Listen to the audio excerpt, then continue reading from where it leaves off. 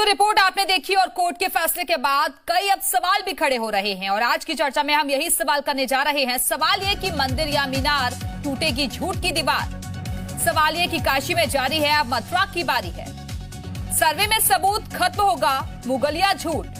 सवाल ये कि कृष्ण जन्मभूमि की जमीन से क्या हटेगी मस्जिद। और आखिर में सवाल ये भी कि अयोध्या की तरह निकलेगा मथुरा का फैसला। तो यही सवाल का जवाब जानने के लिए इस वक्त खास मेहमान भी हमारे साथ जुड़ चुके हैं। उनका तारुफ आपसे करवाएंगे क्योंकि अब ये विवाद एक तरीके से गहराता हुआ नजर आ रहा है और दोनों ही पक्षों की अलग अलग दलीलें हैं। लेकिन अब कोर्ट में 20 तारीख को रिपोर्ट सौंपनी होगी। उससे पहले अमीन को सर्वे के लिए कहा गया है और इसको लेकर भी अब सवाल खड़े हो रहे हैं। आइए जो तमाम खास मेहमान हमारे साथ जुड़े हुए हैं उनका तारुफ आपसे करवाते हैं। शमशी आजाद जी बीजेपी नेता हमारे साथ मौजूद हैं। मेजर आशीष चतुर्वेदी जी सपा नेता हमारे साथ जुड़े हुए हैं। शोएब सिद्दीकी जुड़े हुए हैं, मुस्लिम स्कॉलर हैं। शैलेश दुबे जी वकील हैं हिंदू पक्ष के। नीरज शर्मा जी वकील हैं शाही ईदगाह कमेटी के। बहुत बहुत स्वागत है आप सभी का। लेकिन चर्चा की शुरुआत सबसे पहले शैलेश दुबे जी मैं आपके साथ ही करना चाहूंगी क्योंकि कोर्ट की तरफ से जो ये आदेश दिया गया है, क्या इसे माने कि हिंदू पक्ष की एक तरीके से जीत है ये, और ये सर्वे इसलिए भी जरूरी था कि ताकि सच सबके सामने आ सके। धन्यवाद जी। मैं आपको बताना चाहूंगा ये दावा हमने कृष्ण जन्म स्थान की बालकृष्ण जी की 13.37 एकड़ भूमि के लिए किया गया। आवाज आ रही है मेरी? जी जी बोलिए बोलिए। हाँ, किया गया। और इसमें हमने 3 सुविधाएं रखी कि एक तो जो भूमि है ठाकुर जी की, उसमें जो एनक्रोचमेंट हो गया है उसको हटाया जाए। बाकी एक कंप्रोमाइज हुआ था 1967 में सॉरी, वो जो वॉइड है क्योंकि वो जो है मैनेजमेंट के द्वारा किया गया था, उनको राइट नहीं था। तो इन और एक इंजंक्शन एप्लीकेशन की किसी भी तरह जो उस समय स्वरूप है जन्मभूमि का और मस्जिद का वो बदले नहीं। तो कोर्ट ने हमारी सारी चीजों को सुनने के बाद ये कहा कि हम दूसरे पक्ष को नोटिस जारी किए कि इसकी सुनवाई बाद में होगी, जब तक हम मौके का निरीक्षण करवा देते हैं अमीन महोदय से। हमारा प्रार्थना पत्र था, वो कोर्ट ने अलाउ किया। और ये आवश्यक भी है कि मौके की स्थिति अगर कोर्ट के सामने आ जाती है तो वो हमेशा के लिए निर्णय करने में सुगमता प्राप्त करती है न्यायालय को। ठीक है शैलेश जी, आप बने रहिएगा, वापस आते हैं आपके पास। नीरज शर्मा जी, आप लोगों को किस बात की आपत्ति है? क्योंकि वो तो कह रहे हैं कि अगर सर्वे होगा तो फैसला देने से पहले कम से कम तथ्यों को जान लेना भी तो जरूरी है ना। अगर आप लोग जो चीजें कह रहे हैं वो सही है तो वो भी सामने आ जाएगा। अगर जो सामने वाला पक्ष अगर कुछ अपनी बात कहना चाहता है तो वो भी चीजें क्लियर होनी चाहिए। इस बारे में मैं थोड़ा अर्ज करना चाहूंगा। हेलो जी जी नीरज जी बोलिए। इन लोगों ने, आपको ये तो मालूम होगा कि आजकल ये बड़ा ज्वलंत मुद्दा उठाया जा रहा है कृष्ण जन्मभूमि को लेकर, और इनकी याचिका के अलावा और बहुत सी याचिकाएं इसी ग्राउंड पर दाखिल हो गई हैं। सबसे पहले जो याचिका दाखिल की थी, बाकी याचिकाएं उन्हीं का डिट्टो कॉपी पेस्ट है और उनमें भी ये एप्लीकेशंस लगी। लेकिन ऑनरेबल कोर्ट ने, जिसके यहाँ पे भी ये मुकदमे दाखिल हुए, उन्होंने केस की ग्रेविटी को देखते हुए कभी भी सर्वे कमीशन का आदेश जारी नहीं किया और उन्होंने ये तय किया कि सबसे पहले ये तय होगा कि वास्तव में इस तरीके के मुकदमे चलने लायक हैं अथवा नहीं है। तो इस डिटेल में इस आर्ग्यूमेंट को सुनने के बाद कि पहले सर्वे किया जाना चाहिए या पहले रिजेक्शन ऑफ प्लेंट या मुकदमा चलने लायक है अथवा नहीं है, इस मुद्दे को तय किया जाए। ऑनरेबल कोर्ट ने मेरिट पर यह डिसाइड किया कि सबसे पहले ये लिस्ट तय होना चाहिए कि वास्तव में ऐसे मुकदमे चलने लायक हैं अथवा नहीं है। ये जो मुकदमा इन्होंने दाखिल कर दिया है, जिसकी जानकारी हमें आज तक कभी नहीं हुई, आज केवल टीवी चैनल्स के माध्यम से हो रही है कि 8 तारीख को इन्होंने कोई पिटीशन फाइल की जिसके कोई नोटिस और सम्मन हम पर नहीं भेजे गए, जबकि ऑनरेबल कोर्ट का आदेश था इसके साथ साथ। और वो जो आदेश इन्होंने अमीन कमीशन के रूप में जारी करवा लिया, पता नहीं किस तरीके के फैक्ट्स ऑनरेबल कोर्ट के सामने रहे। वो जो आदेश है उसमें कहीं भी अगर आप उसे देखेंगे तो कहीं भी ये नहीं लगता है कि कोई जुडिशियल माइंड का एप्लीकेशन प्रॉपरली किया गया हो। मैं समझ रहा हूँ संभवतः इन्होंने एक सिंपल सूट वहां पर ये कहा कि साहब ने एक इंजंक्शन का सूट फाइल किया है और उसमें जनरली जैसी मौके की रिपोर्ट आती है वैसी रिपोर्ट मंगा ली जाए। ऑनरेबल कोर्ट ने विदाउट गिविंग एनी रीजन सरसरी तौर पर 4 लाइन का आदेश पारित कर दिया। इंटरप्ट कर रही हूँ आपकी चीजों में, क्योंकि कोर्ट जो होता है वो तो फैक्ट्स पर ही चलता है ना, और मौका तो आप लोगों को भी मिलता है, मौका दोनों पक्षों को दिया जाता है। तो अगर फैक्ट्स उन्होंने रखे तो आपने भी रखे होंगे ना वहां। नहीं, वही मैं आपसे कह रहा हूं सर कि इस मुकदमे के कोई भी नोटिस या सम्मन हमें नहीं मिले। ये हमारे इवन हम उसमें अपियर भी नहीं हुए, हम पर उस मुकदमे की कोई तामील भी नहीं है। इन्होंने मुकदमा दाखिल किया और ऑनरेबल कोर्ट ने वो आदेश पारित कर दिया। हमारे पास कोई नोटिस और सम्मन इस मुकदमे के नहीं पहुंचे और उसमें कोई रीजन भी उन्होंने नहीं दिया कि क्यों अमीन कमीशन जारी किया जा रहा है। मेरी बात आप तक पहुंच रही है शायद? जी जी जी जी। आप जो कह रही हैं कि आप अपना पक्ष रखते हैं, हमें तो सुना ही नहीं गया मैडम। ये डिटो इसे एक्स पार्टी भी नहीं कहेंगे। बेसिकली एक्स पार्टी भी वो आदेश होता है जब दूसरी पार्टी को नोटिस और संबंध जानकारी दे दी गई हो थ्रू कोर्ट और उसने अपना पक्ष न रखा हो तो एक्स पार्टी कोर्ट सुन सकती है। लेकिन इस मुकदमे में ऐसी कोई सिचुएशन क्रिएट ही नहीं हुई।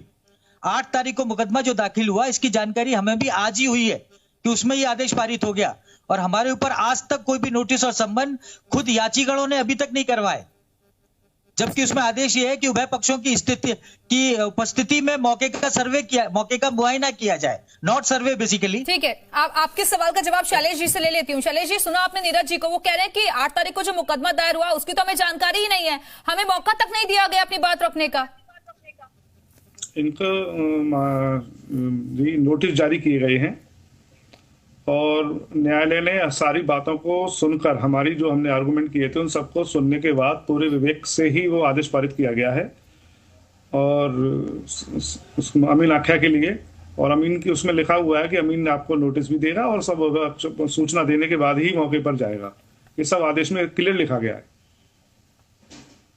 शमशी आजाद जी, मैं आपके पास आना चाहूंगी। जो कोर्ट की तरफ से अमीन के सर्वे का आदेश जो दिया गया है, इसको आप लोग किस तरीके से देख रहे हैं और आप क्या ये माने कि अयोध्या, काशी और अब क्या मथुरा की बारी?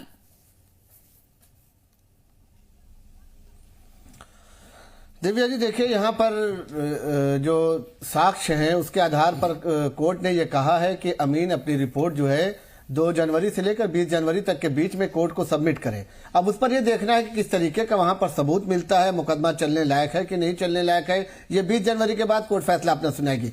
लेकिन इसके पहले ये रहा है कि मथुरा में मंदिर होने के सबूत लगातार मिलते रहे। क्योंकि इसके पहले जो वहां पर मुगलिया सल्तनत थी, मुगलिया शासक थे, उनके मंदिर तोड़ने के अवशेष भी वहां पर मिले हैं और 1668 में संभवतः जो है मंदिर तोड़ने का वहां पर साक्ष्य मिला है। और उसके बाद जो 1968 में जो है ये दोनों ट्रस्ट कमेटियों के बीच में समझौता हुआ कि आधी जमीन पर जो है ईदगाह बने और आधी जमीन पर जो है मंदिर का निर्माण हो। लेकिन उसके बाद ये होता है कि 1 साल पहले हिंदू संगठनों ने मिलकर इस पर एक आपत्ति जताई और एक अपील दाखिल की। लगातार मुकदमा चलता रहा, लगातार सुनवाई होती रही।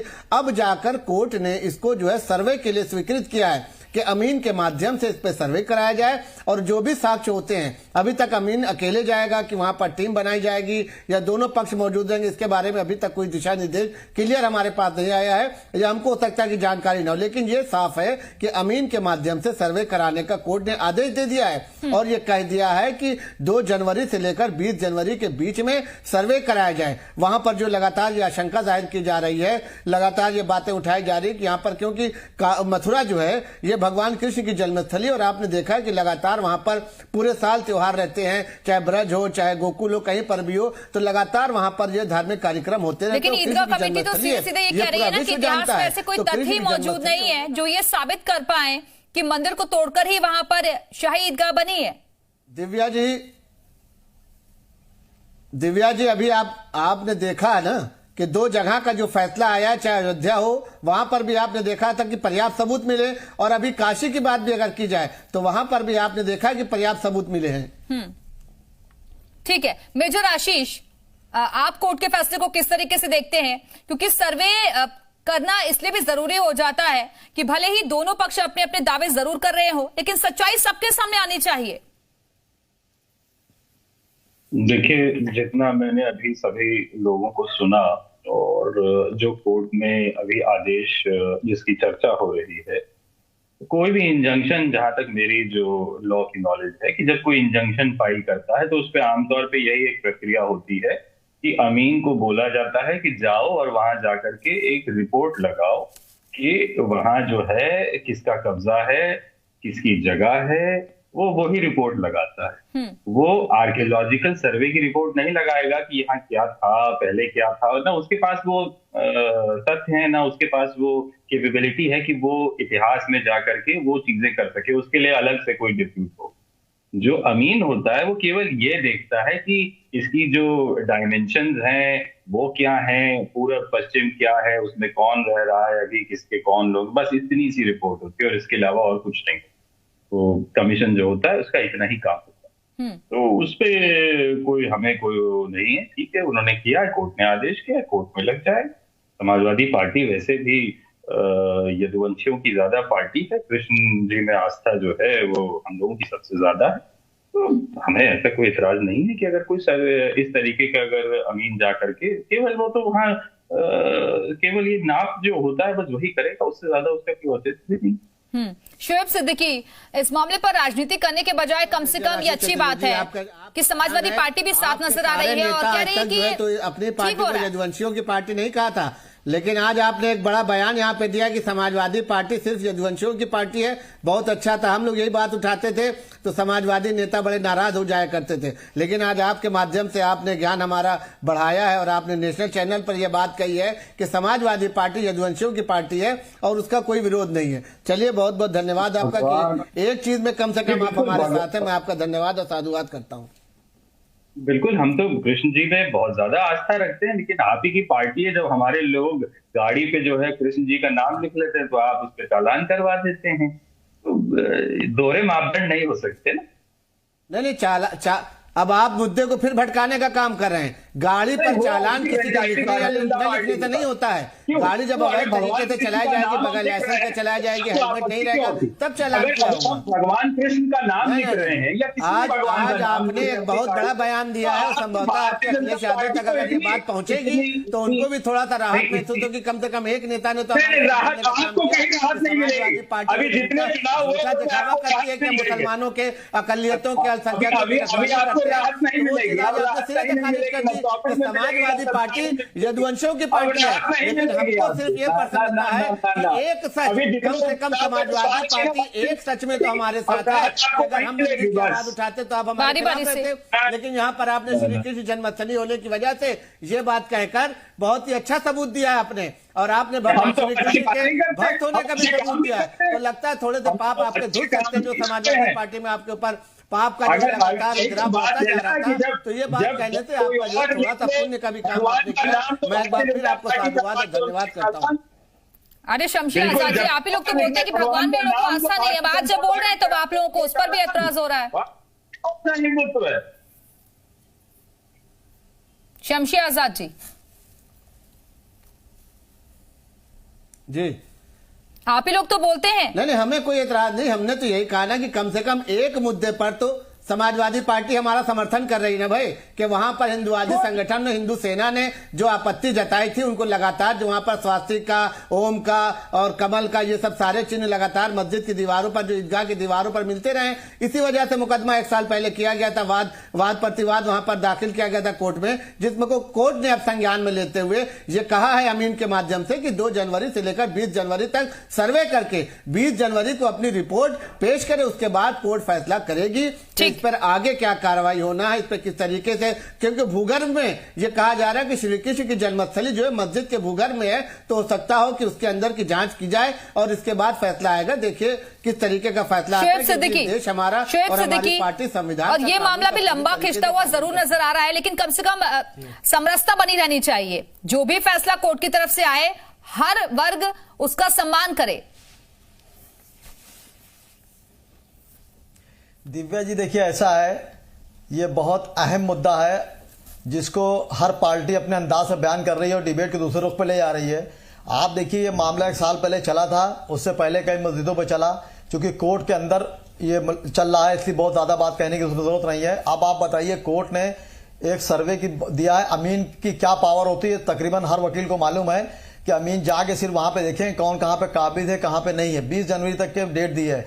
लेकिन एक दिव्या जी, एक बहुत पॉइंट वाली बात है, जो जब ये कोर्ट में कोई मुकदमा दाखिल किया जाता है तो दूसरी पार्टी को उसमें पार्टी को मौका दिया जाता है। लेकिन यहां पर एक बात जो निकल के बार बार आ रही है कि दूसरी पार्टी को इस बात की खबर नहीं थी, तो मैं समझता हूं इस बात को संज्ञान लेने वाली बात है और जज साहब को इस बात सोचना पड़ेगी कि आखिर दूसरी पार्टी को सुना क्यों नहीं गया। और शाही इमाम साहब जो जिस तरह की दलीलें दी जा रही हैं, जैसे बात निकल के आ रही है, तो मैं समझता हूँ 20 जनवरी में बहुत वक्त है, वो उसमें जो है एक एप्लीकेशन डाल के अपनी बात कह सकते हैं। अब यहाँ पे पार्टियां, हर पार्टी अपनी सियासत खेलना चाह रही है। मैं तो कहता हूं जिसको जो हमदर्दी है मंदरे आम पे आगे बात करे।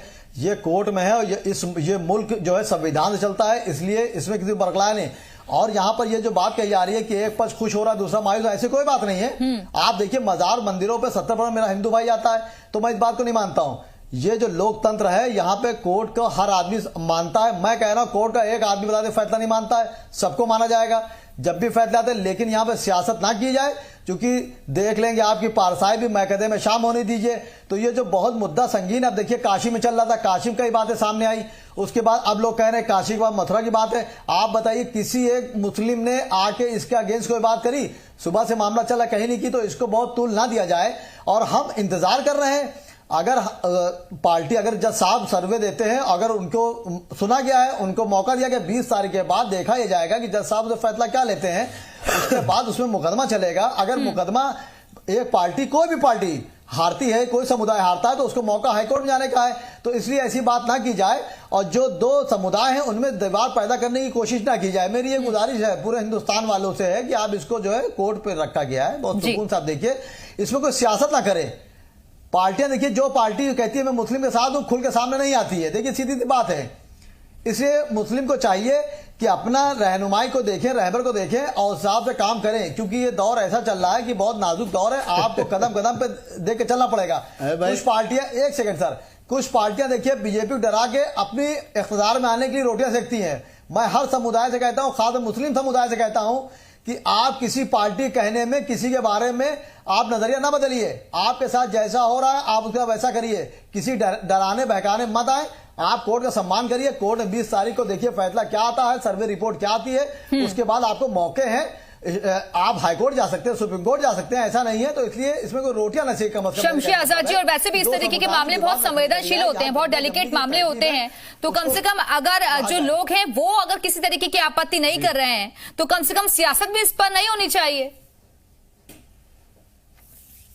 देखिए अभी तक जो है दिव्या जी, अभी तक किसी की तरफ से कोई बयान, किसी मौलाना ने या कोई हाफिज ने या किसी की तरफ से कोई बयान नहीं आया है। यहाँ पर समाजवादी पार्टी को और कांग्रेस पार्टी को सिर्फ तकलीफ होती है। क्यों? क्योंकि उनकी राजनीतिक रोटियां एक संप्रदाय के ऊपर चलती है। ये जब भी कोई मामला आता है इस तरीके का, तो सबसे पहले उछल कर ही आते हैं। लेकिन आज हमें अच्छा लगा कि आशीष चतुर्वेदी जी ने एक बात क्लियर कर दी कि किसकी पार्टी है, कौन किसका हमदर्द है, ये साफ बता दिया।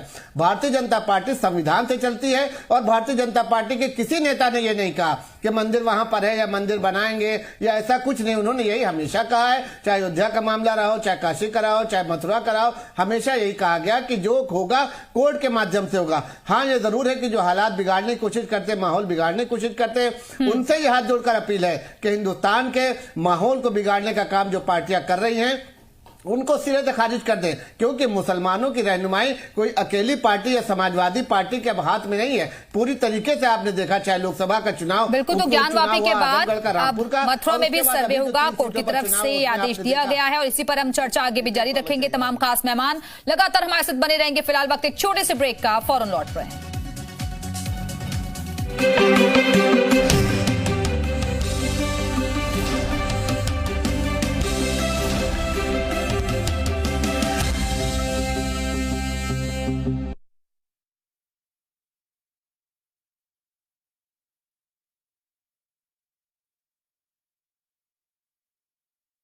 कोर्ट की तरफ से जो ये आदेश दिया गया है, क्या इसे माने कि हिंदू पक्ष की एक तरीके से जीत है ये, और ये सर्वे इसलिए भी जरूरी था कि ताकि सच सबके सामने आ सके? धन्यवाद जी। मैं आपको बताना चाहूंगा,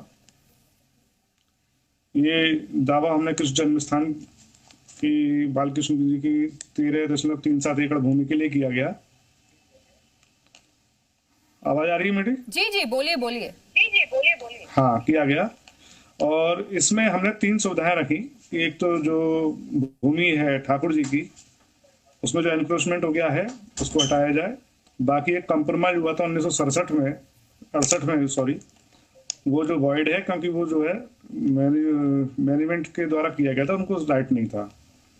तो और एक इंजंक्शन एप्लीकेशन की किसी भी तरह जो समय स्वरूप है जन्मभूमि का और मस्जिद का, वो बदले नहीं। तो कोर्ट ने हमारी सारी चीजों को सुनने के बाद ये कहा कि हम दूसरे पक्ष को नोटिस जारी किए कि इसकी सुनवाई बाद में होगी, जब तक हम मौके का निरीक्षण करवा देते हैं अमीन महोदय से।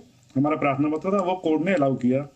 और ये आवश्यक भी है कि मौके की स्थिति अगर कोर्ट के सामने आ जाती है तो वो हमेशा के लिए निर्णय करने में सुगमता प्राप्त करती है न्यायालय को। ठीक है शैलेश जी, आप बने रहेगा, वापस आते हैं आपके पास। नीरज शर्मा जी, आप लोगों को किस बात की आपत्ति है? क्योंकि वो तो कह रहे हैं कि अगर सर्वे होगा तो फैसला देने से पहले कम से कम तथ्यों को जान लेना भी तो जरूरी है ना। अगर आप लोग जो चीजें कह रहे हैं वो सही है तो वो भी सामने आ जाएगा, अगर जो सामने वाला पक्ष अगर कुछ अपनी बात कहना चाहता है तो वो भी चीजें क्लियर होनी चाहिए।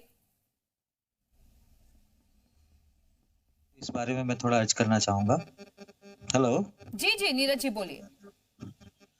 इन लोगों ने, आपको ये तो मालूम होगा कि आजकल ये बड़ा ज्वलंत मुद्दा उठाया जा रहा है कृष्ण जन्मभूमि को लेकर, और इनकी याचिका के अलावा और बहुत सी याचिकाएं इसी ग्राउंड पर दाखिल हो गई हैं। सबसे पहले जो याचिका दाखिल की थी, बाकी याचिकाएं उन्हीं का डिट्टो कॉपी पेस्ट है, और उनमें भी ये एप्लीकेशंस लगी, लेकिन ऑनरेबल कोर्ट ने, जिसके यहाँ पे भी ये मुकदमे दाखिल हुए, उन्होंने केस की ग्रेविटी को देखते हुए कभी भी सर्वे कमीशन का आदेश जारी नहीं किया, और उन्होंने ये तय किया कि सबसे पहले ये तय होगा कि वास्तव में इस तरीके के मुकदमे चलने लायक हैं अथवा नहीं है।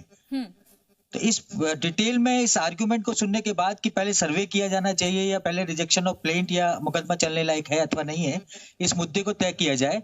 ऑनरेबल कोर्ट ने मेरिट पर यह डिसाइड किया कि सबसे पहले ये लिस्ट तय होना चाहिए कि वास्तव में ऐसे मुकदमे चलने लायक हैं अथवा नहीं है। ये जो मुकदमा इन्होंने दाखिल कर दिया, जिसकी जानकारी हमें आज तक कभी नहीं हुई, आज केवल टीवी चैनल्स के माध्यम से हो रही है कि 8 तारीख को इन्होंने कोई पिटीशन फाइल की जिसके कोई नोटिस और सम्मन हम पर नहीं भेजे गए, जबकि ऑनरेबल कोर्ट का आदेश था इसके साथ साथ। और वो जो आदेश इन्होंने अमीन कमीशन के रूप में जारी करवा लिया, पता नहीं किस तरीके के फैक्ट्स ऑनरेबल कोर्ट के सामने रहे। वो जो आदेश है उसमें कहीं भी अगर आप उसे देखेंगे तो कहीं भी ये नहीं लगता कि कोई जुडिशियल माइंड का एप्लीकेशन प्रॉपरली किया गया हो। मैं समझ रहा हूँ संभवतः इन्होंने एक सिंपल सूट वहां पर ये कहा कि साहब ने एक इंजंक्शन का सूट फाइल किया है और उसमें जनरली जैसी मौके की रिपोर्ट आती है वैसी रिपोर्ट मंगा ली जाए। ऑनरेबल कोर्ट ने विदाउट गिविंग एनी रीजन सरसरी तौर पर 4 लाइन का आदेश पारित कर दिया। थोड़ा सा इंटरप्ट कर रही हूँ आपकी चीजों में, क्योंकि कोर्ट जो होता है वो तो फैक्ट्स पर ही चलता है ना, और मौका तो आप लोगों को भी मिलता है, मौका दोनों पक्षों को दिया जाता है। तो अगर फैक्ट्स उन्होंने रखे तो आपने भी रखे होंगे ना वहां। नहीं, वही मैं आपसे कह रहा हूं सर कि इस मुकदमे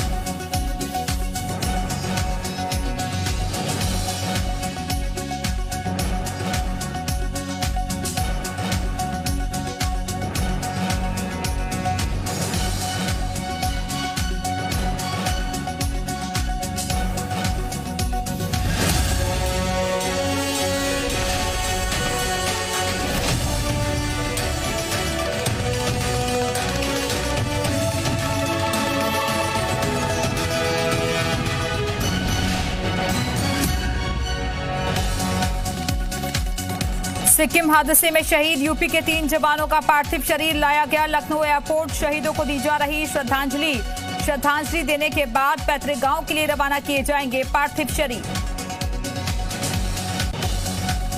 सिक्किम हादसे में शहीद यूपी के 4 जवानों के परिजनों को योगी सरकार देगी आर्थिक मदद, 50-50 लाख की सहायता राशि।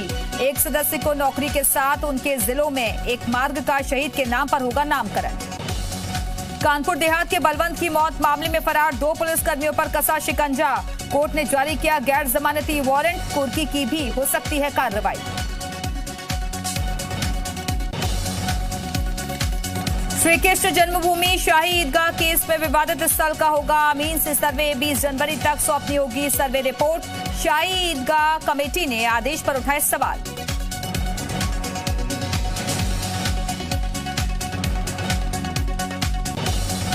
निकाय चुनाव पर हाईकोर्ट की लखनऊ बेंच ने फैसला रखा सुरक्षित। 27 दिसंबर को आ सकता है फैसला। अधिसूचना पर रोक बरकरार।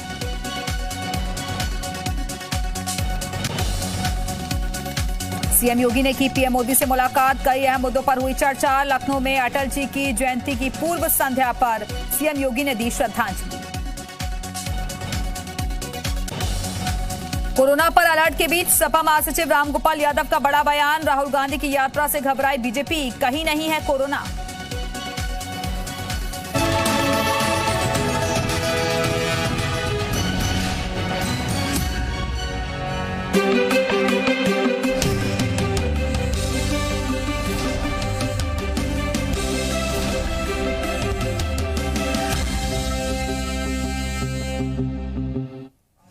ब्रेक के बाद एक बार फिर से आप सभी का स्वागत है। तो मथुरा में श्री कृष्ण जन्मभूमि और शाही ईदगाह विवाद मामले को लेकर जिला कोर्ट ने बड़ा आदेश दिया है और जिसके तहत अमीन से सर्वे कराने के लिए कहा गया है और 20 तारीख तक यानी कि 20 जनवरी तक ये रिपोर्ट सौंपनी होगी।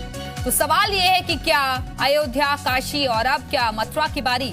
इसी मुद्दे पर हम कर रहे हैं चर्चा। तमाम खास मेहमान लगातार हमारे साथ बने हुए हैं। एक बार फिर से उनका तारुफ आपसे करवाते हैं। शमशी आजाद जी बीजेपी नेता हमारे साथ मौजूद हैं।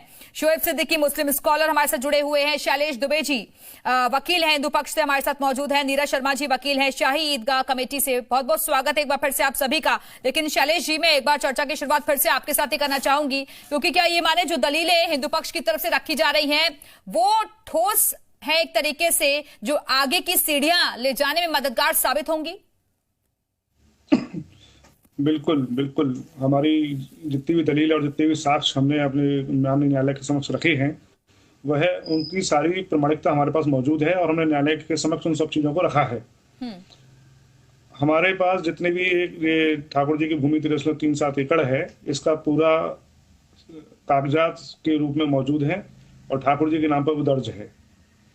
जहां तक कि आपको बताऊंगा कि शाही ईदगाह और इनके पास कोई भी ऐसा कागज मौजूद नहीं है और ना ही आज तक किसी भी जगह कोई पेश किया गया है।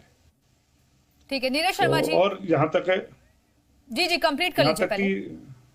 हाँ, जहाँ तक इस सर्वे मौके की अमीन निरीक्षण की बात है, इससे किसी भी तरह की कोई आपत्ति किसी पक्ष को नहीं होनी चाहिए, क्योंकि माननीय न्यायालय एक विवेक अनुसार अपना आदेश पारित करती है और उससे सिर्फ मौके की स्थिति तो आनी है।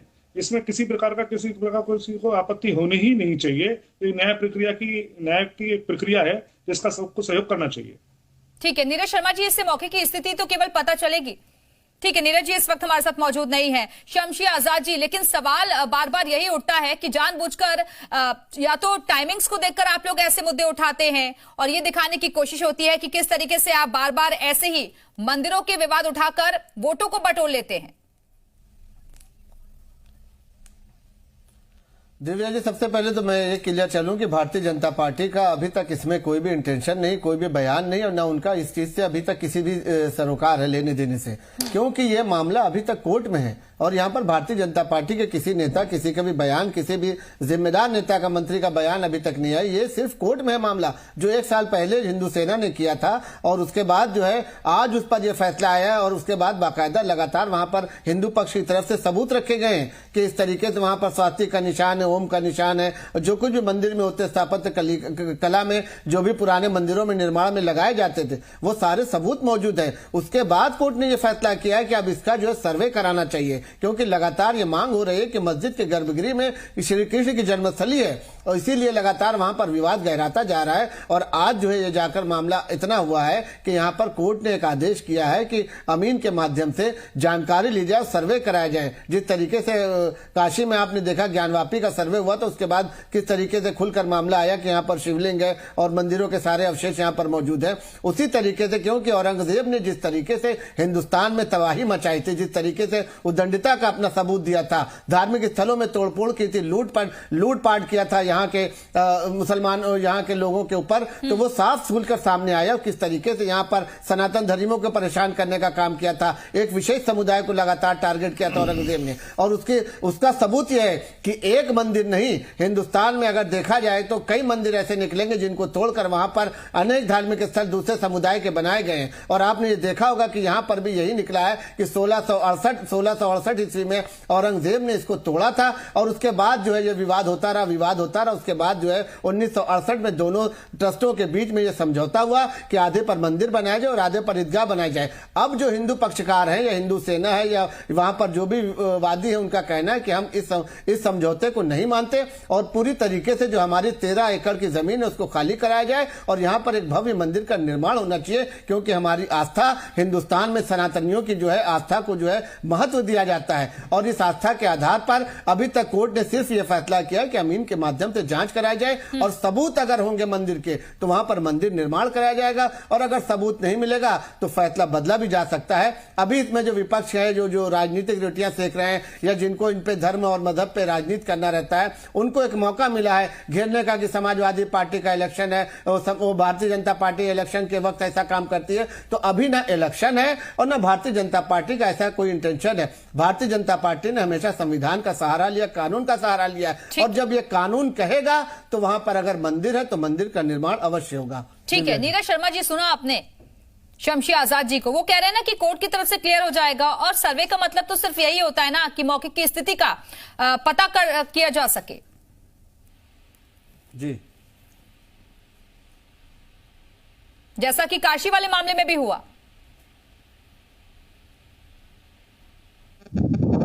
नीरज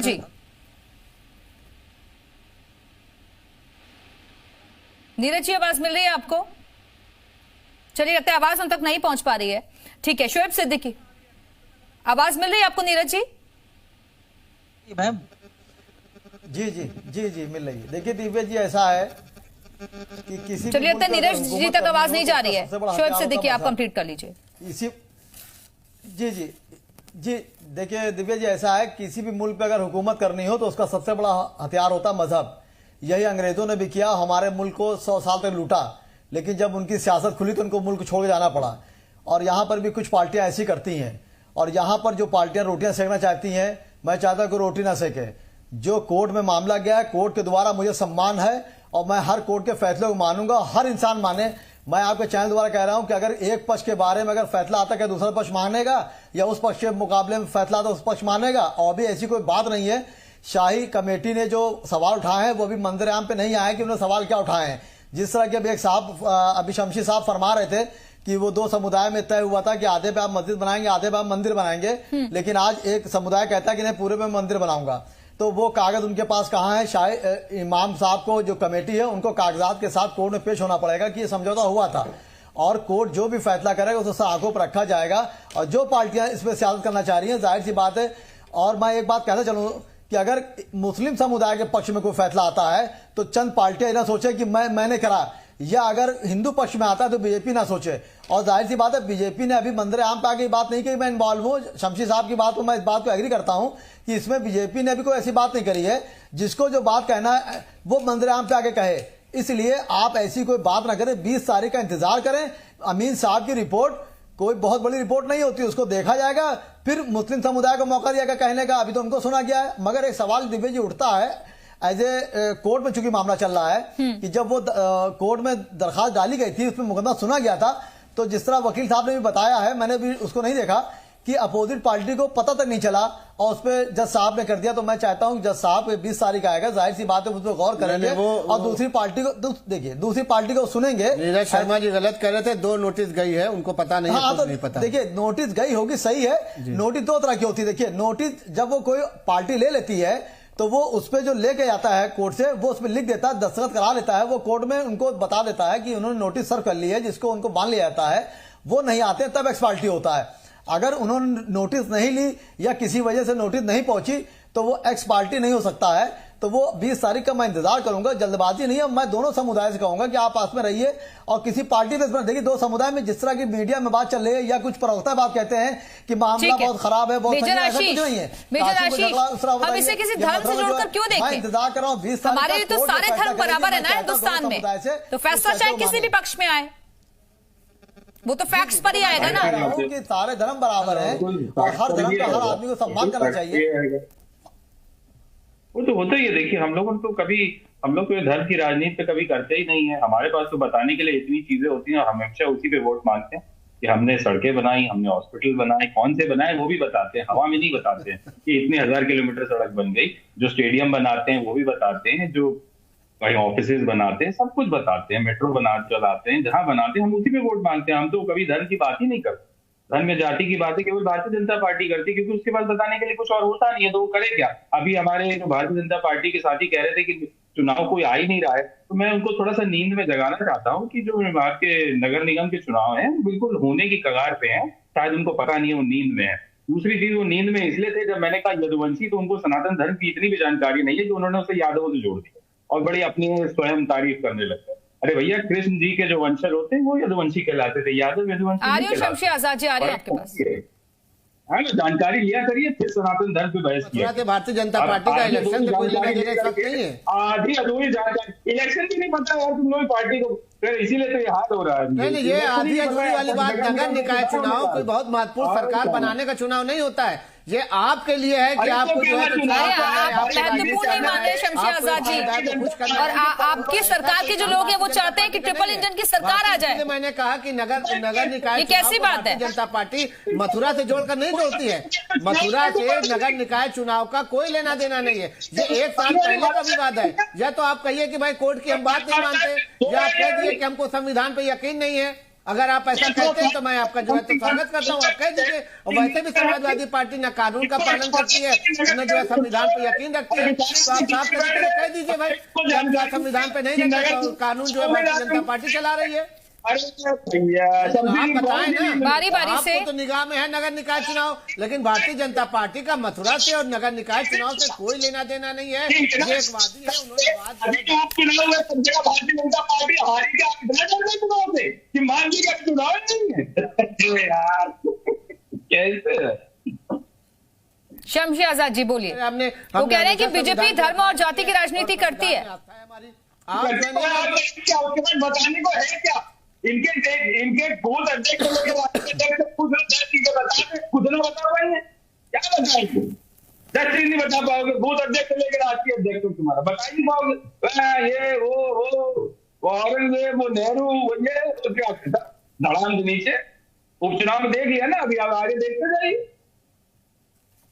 मेजर आशीष चतुर्वेदी जी, आपके नाम के आगे मेजर भी लगा है और आप माशाल्लाह से चतुर्वेदी जी भी हैं, ज्ञान आपके पास बहुत है, लेकिन आपके मुंह से आपके शब्द इस तरीके से लग रहे हैं जैसे कोई अज्ञानी बोल रहा हो। इस तरीके की बात समाजवादी पार्टी के कार्यकर्ता करते हैं तो बड़ी खराब बात लगती है कि बात जब भी होती है तो आप उसको लेके चले आते हैं कि धर्म की राजनीति भारतीय जनता पार्टी कर रही है। अरे आपने तो कहा कि समाजवादी पार्टी यदुवंशियों की पार्टी है, तो आपने तो राजनीतिक कार्ड यहाँ पर खेला है। आपने तो खुद बिल्कुल साफ क्लियर कर दिया कि आज तक जो बात जो है मंदिर आम पे नहीं थी, आज उसको आपने चैनल के माध्यम से क्लियर कर दिया।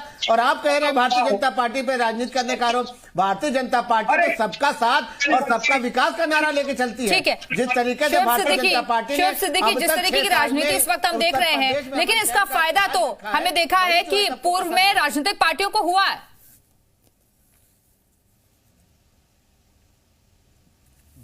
फिर से बोल दिया, आवाज सुनाई नहीं दी आपकी। जी शोएब सिद्दीकी, जिस तरीके की राजनीति इस वक्त हम यहाँ पर देख रहे हैं, ऐसे मुद्दे उठाकर, चाहे वो अयोध्या का मुद्दा हो या फिर अभी हाल फिलहाल में काशी का मामला सामने आना और अब मथुरा, इसका फायदा लेने की कोशिश राजनीतिक पार्टियों की तरफ से लगातार होती रही है। देखिए दिव्या जी, ये हिंदुस्तान की बहुत बदनसीबी है कि यहाँ पर राजनीतिक पार्टियां जो हैं मजहब की राजनीति करती हैं और मुल्क बहुत पीछे चला जाता है। और ये मजहब की राजनीति जो करेंगे तो मुल्क बहुत पीछे चला जाएगा, चाहे वो कोई पार्टी हो, इसमें कोई दो राय नहीं है। जब कोई मुद्दा उठता है तो बहुत संगीन मुद्दा होता है, उस पर हर पार्टियां चाहती हैं कि मैं अपना वोट बैंक सीधा करूं, अगली पार्टी सोचती है मैं अपना वोट सीधा करूं।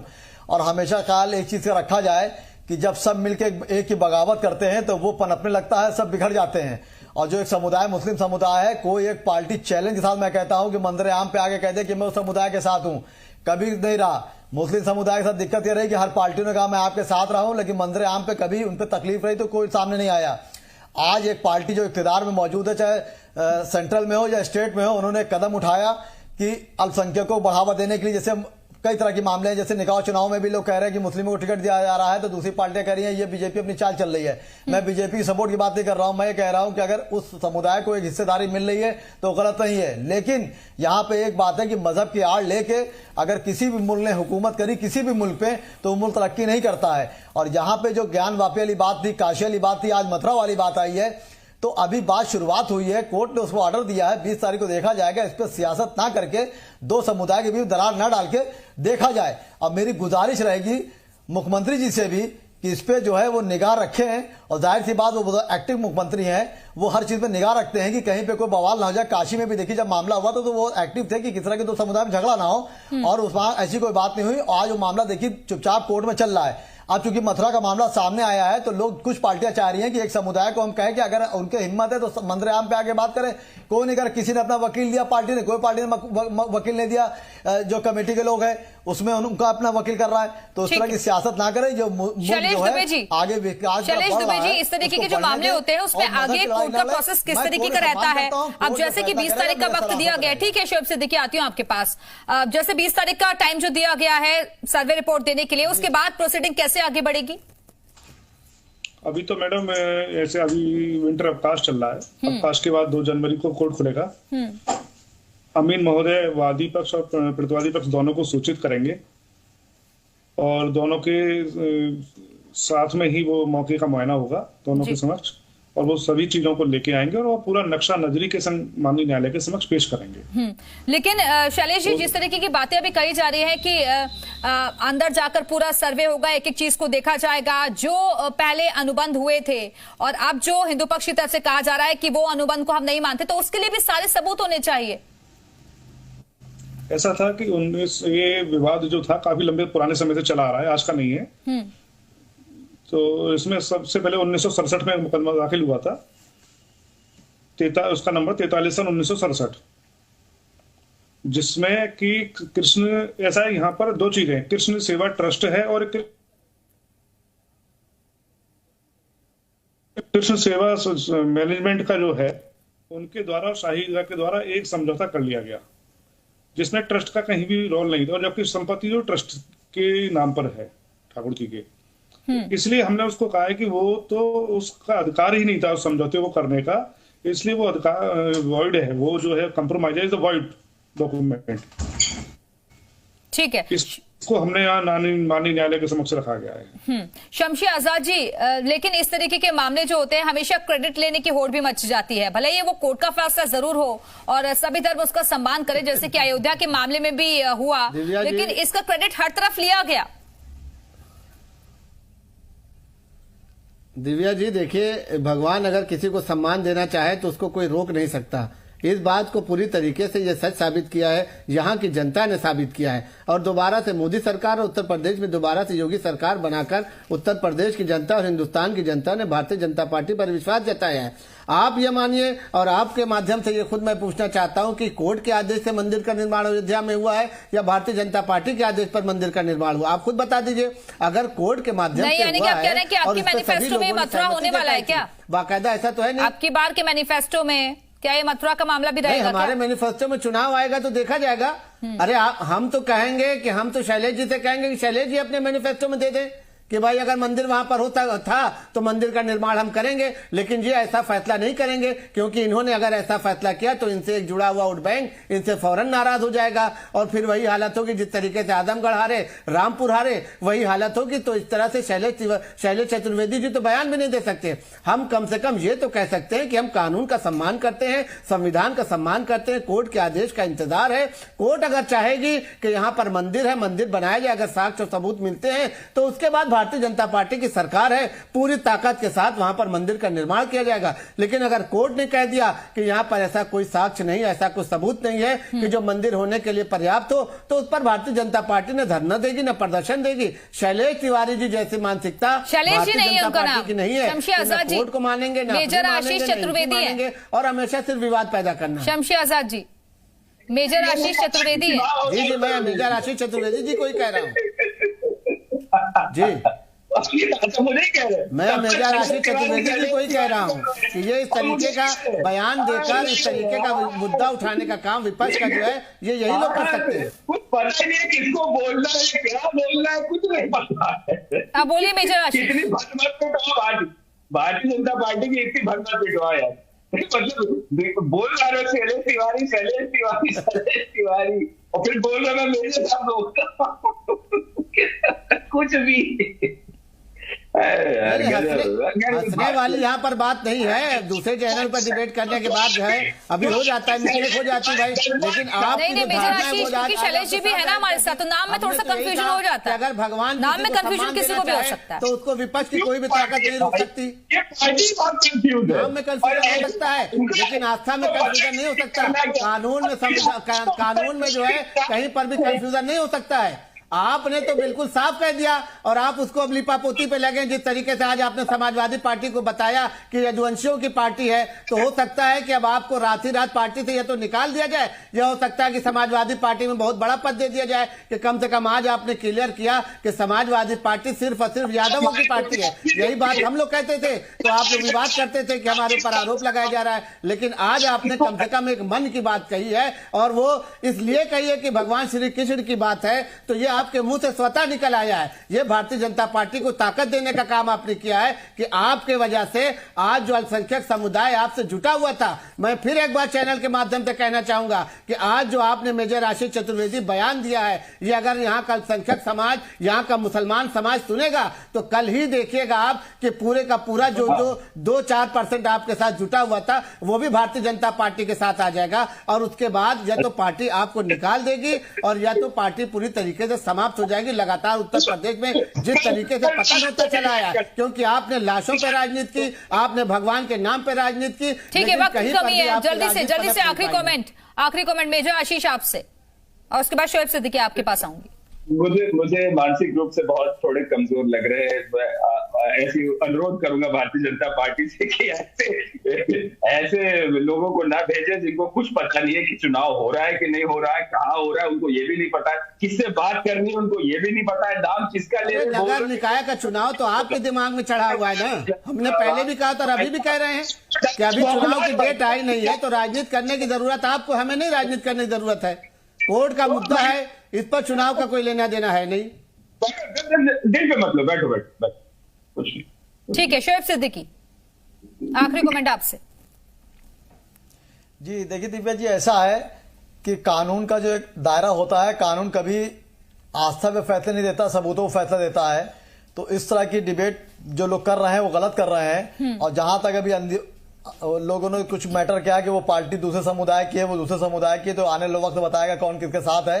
इस वक्त मुस्लिम समुदाय भी एक पार्टी से खिसक रहा है, पे कहने की बात नहीं है, लेकिन कानून पे सबको अख्तियार है, कानून को सम्मान आप करिए और कानून सबूतों पे ही फैसला देता है और जो सबूत देगा बिल्कुल कोर्ट सबूतों पर ही चलती है और फैसलेकार किसी को सम्मान करना चाहिए। और अभी जो सर्वे की बात की जा रही है उस पर भी राजनीति करने की कोई जरूरत नहीं है, क्योंकि 20 तारीख को तय हो जाएगा आगे क्या कुछ निकलकर सामने आता है और क्या ये पूरा मामला सुनने योग्य है या फिर नहीं है। बहुत बहुत शुक्रिया आप सभी मेहमानों का हमारे साथ चर्चा में शामिल होने के लिए।